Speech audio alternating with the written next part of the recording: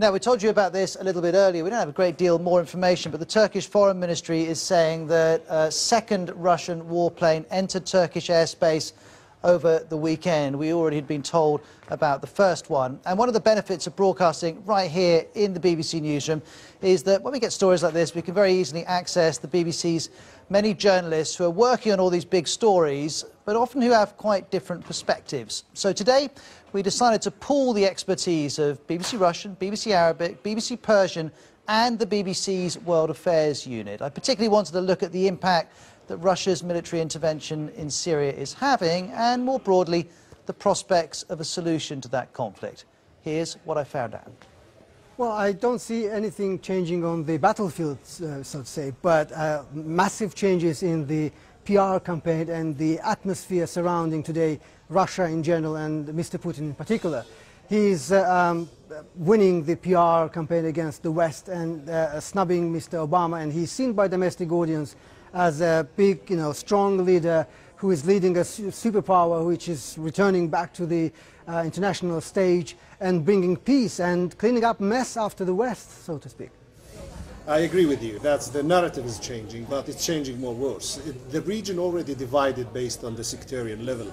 Yesterday, Saudi clerics have issued a fatwa that reminding us what happened back in Afghanistan in the 80s. They're saying that there's a sort of alliance between Iran and Russia against you Sunni Muslims. And this will trigger more anger, I think, in the region. Murad's talking about Afghanistan in the 80s and references to that, but there's a big difference here, isn't there, Caroline? The troops went in on the ground in the 1980s in Afghanistan, and Russia and America aren't going to do that.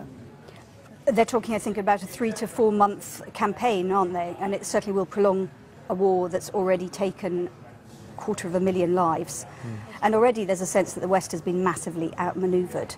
The West has been seen as indecisive, slow to act, and Russia made a, however else we describe it, a very bold move there.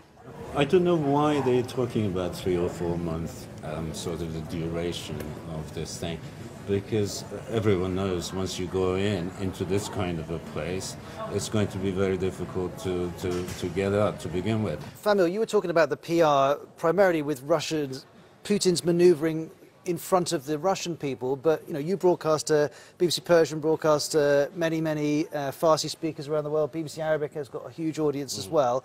Is that PR beginning to work in terms of how your audiences view the Russian president? In Arab world, people are divided. They are in very strong positions. Some of them openly support Putin-Assad, let's say, alliance. Others, and I think that most of the people who supporting the so-called revolution or the demonstration in Syria now against any Russian intervention in that region. So they're actually divided on a very strong basis. And as you said before, divided on sectarian. Oh, this is the biggest headline of the Middle East. It's obvious that the government in Iran is very encouraged by Russia going in. They've got a powerful ally now in Syria in support of Assad, which is the most important thing for Iran. Keeping Assad there, making sure that he survives, and now you've got Russians coming to help you in that. So they're very encouraged. At one point, just a month ago, Iranians were very concerned that Bashar Assad is not going to survive. We have to do something about it. And all this, the Russian involvement, the Iranian push, it is all coming right after this period when the regime was in the danger of collapse. Famil, we talked about the Russian perspective, the Iranian perspective, to some degree the Saudi perspective. Let's talk about the American perspective, because as Caroline's already alluded to, many people see President Obama as having been outmaneuvered. But both of you can explain this to me, though. That speech by President Obama in Cairo, not long after he became president, when he said we need to reset our relationship with the Arab world because of the Iraq war, and he alluded to the fact that so many people on the so-called Arab street didn't like America because of what it had done. Now I'm hearing that people have shifted? It's very difficult to say that the public opinion has shifted. You will find many people telling you Americans are doing nothing, especially those who are supporting, you say, the people against Assad. Let's say they are saying the Americans are not doing. But the soon Americans intervene or any external forces on the ground, then it will happen as it happened in Iraq or any other place. I think it's a matter of the national identity and how it looked to the external factors. But yeah, you can't measure it, unfortunately. Damned if you do, damned if you don't, isn't it? I mean, clearly. For several years now, people have always said there can only be a political solution or a diplomatic solution because this is such a quagmire, it's not possible for a military victory to be achieved.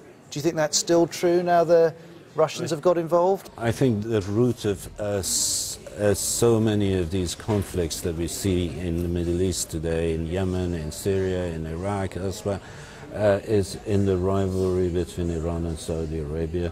It's a serious problem and it's getting worse by the day. And everywhere you go in the region, they know and they tell you that until these two powers are brought together, sit behind a table and start talking, these issues are not going to go away. Well, I would support Castor's idea because that's the only way it can be looked at.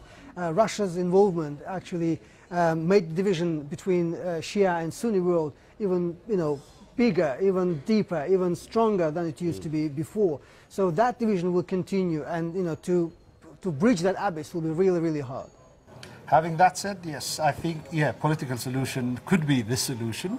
However, it needs long time. We still yet we have many things to see yet coming from the Middle East. But isn't this interesting, Caroline, that our three colleagues are saying this is about Saudi Arabia and Iran, whereas I think in the West this is being portrayed as Russia versus America. That's right. But in the region, there are, of course, the two elements to it. And then what's really concentrating minds here in the West, of course, is the massive refugee crisis in Europe. That's really concentrating minds on what's going on in Syria. And that's why we had, before the Russian involvement, we saw talk of a new diplomatic initiative. But I think a political solution is not in prospect, and a lot more bloodshed ahead, clearly, because it's not at all clear that the Russian involvement can be decisive. No, I don't think it will be decisive. Even more, it will just bring more fighters, more recruiting power to the Islamic State militants. So which is what the West is saying, and that the Assad's continuation as president is a recruiting sergeant, and that Assad is acting as a magnet for foreign fighters. With the amount of force and equipments that they've got in Latakia and the airport, the airstrip nearby, is to create this guarded line from Tartus to Latakia, just across the Mediterranean shore of Syria, to safeguard, to create this sort of safe haven for the government from where they could push.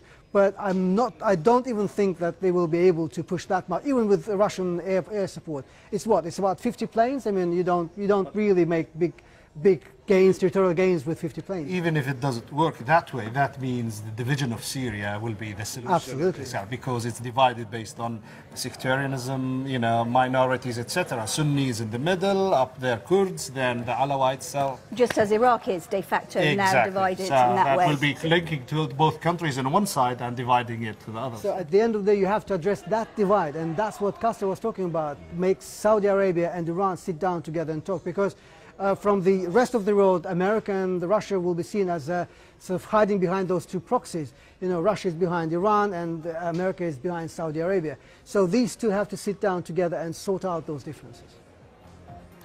I could have listened to them talk for a lot longer. Many thanks to Famil, to Murad, to Caroline and to Castor. Remember, if you speak fast, you can get news through bbcpersian.com, also get news at bbcarabic.com and bbcrussian.com. OK, that's it for this edition of Outside Source. We're back tomorrow. Remember, if you've got stories you want us to pick up on, BBC OS is where to reach us. Bye-bye.